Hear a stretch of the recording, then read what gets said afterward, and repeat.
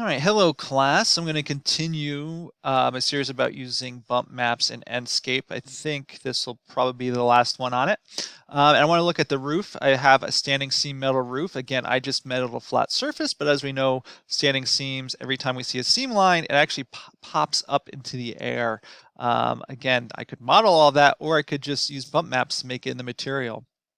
And so I've already applied metal roofing as a standard SketchUp material. I opened up my Enscape materials, which is this button here, and I've then selected that material that I applied from SketchUp, which is this roofing metal. And you'll notice that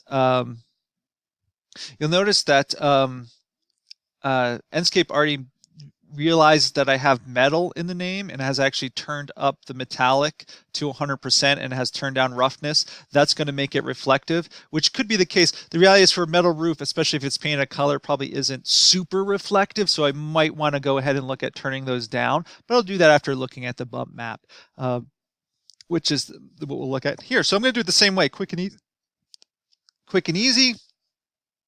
I'm going to just say use albedo. I'm going to come to my bump map tab up here. Now these lines for the roofing, actually, if there are the seam, they actually want to stick up. Now stick up means they have to be white. So there's not a lot of contrast here, but nonetheless, I'll hit the invert button. We can see that they're going to be white. Again, if I were doing this, I might want to play with brightness, contrast in Photoshop if we're being more advanced, but I think we're going to get a decent enough result out of this just by turning this white. I do think since the standing means are fairly pronounced, I definitely want to probably take the amount all the way up to 10 on the bump map under general thing here. So we can go ahead and look at our Enscape rendering. From this far away, we probably won't see much, so let me go into SketchUp and zoom in a little bit on the corner of the roof and pull back in. And yes, you can see, look at how these little ridges are sort of popping up. You can also see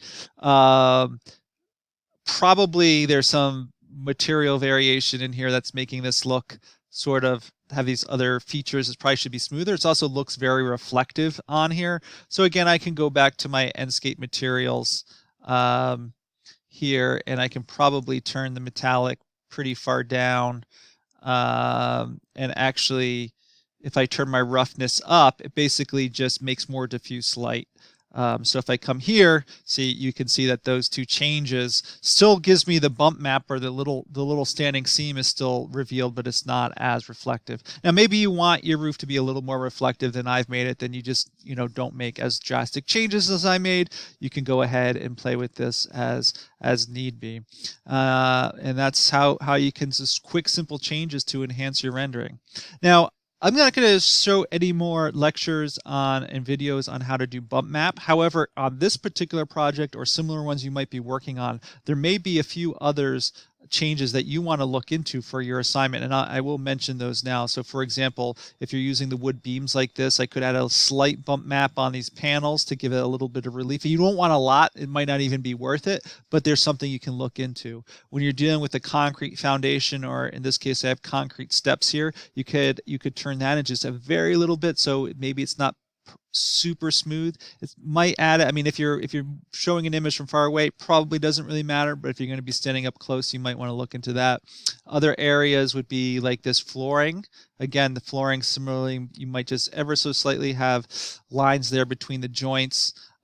Things like if you have stone paths or a stone patio like I have, again, I could make this a bump map through Enscape because it's just a SketchUp material, and just give a little bit of relief or a little bit of realism. You might have other things too in your own drawings. In the particular class I'm specifically referring to, there's a few different houses. They have similar qualities, but you get to add your own things here and there. If you're just out on the internet, who knows what you're doing with, but it's all basically the same process. So good luck adding bump maps, and I'll continue a few more videos with just basic Enscape stuff before ending this series. And good luck.